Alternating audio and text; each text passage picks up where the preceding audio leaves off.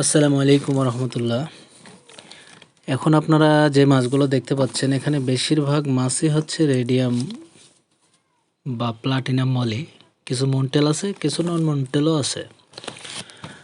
তো আজকের আলোচনা হচ্ছে মলি মাছ চাষ নিয়ে। আপনারা কীভাবে মলি মাছ চাষ শুরু করবেন, মলি মাছের যত্ন কীভাবে নেবেন, কী খাবার দেবেন, পানি কীভাবে কতদিন পর পর চেঞ্জ করবেন, তো এগুলো নিয়ে আজকে আলোচনা করব। তো আমি যেভাবে মাছ চাষ করে থাকি সেটাই আমি আপনাদেরকে বলবো। মাছ চাষের ক্ষেত্রে, যে কোনো মাছ চাষের ক্ষেত্রে প্রথম যে ধাপ হচ্ছে সেটা হচ্ছে ভালো মাছ কিনে সেটা থেকে প্রজনন করানো। মানে আপনি যে মাছটা নিয়ে বাচ্চা তৈরি করবেন বা যে মাছটা আপনি প্রজননের জন্য কিনবেন সেই মাছটা অবশ্যই ভালো হতে হবে।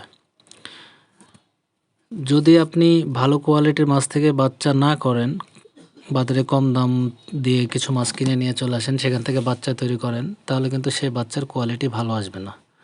তো মাছ চাষের প্রথম সত্যই হচ্ছে আপনাকে কোয়ালিটিফুল মাছ নিয়ে আসতে হবে এবং সেই মাছ থেকে বাচ্চা তৈরি করতে হবে। তো দ্বিতীয় ধাপ খাবার মেনটেন করা। অনেকে অনেক রকমভাবে খাবার দিয়ে থাকে, কেউ 2 বার খাবার দেয়, কেউ 3 বার, কেউ 4 বার।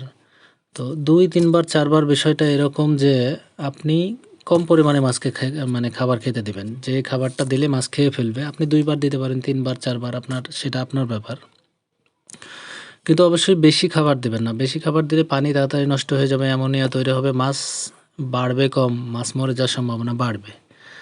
আর তুলনামূলক একটু কম খাবার বারবার দিলে পানিও নষ্ট হবে না, মাছের গ্রোথটা ভালো থাকবে। আবার একেবারে খুব কম পরিমাণে খাবারও দেওয়া যাবে না, তাতে মাছ আবার একটু চিকন টাইপের হয়ে যাবে। আর পানি পরিবর্তনের বিষয়টা আমি বলি, আপনারা প্রতি সপ্তাহে অন্তত চেষ্টা করবেন 20 থেকে 30% পানি চেঞ্জ করার আর নিচের ময়লাগুলো পরিষ্কার করে ফেলার। তো মাশাআল্লাহ দেখতে পাচ্ছেন মাছগুলো কত সুন্দর।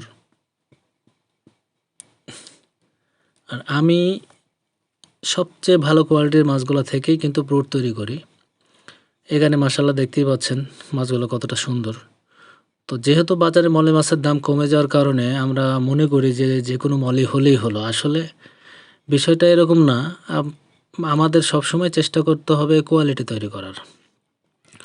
যদি কোয়ালিটিফুল মাছ তৈরি করা যায় তাহলে দাম তুলনামূলক কিন্তু আপনি বেশি পাবেন।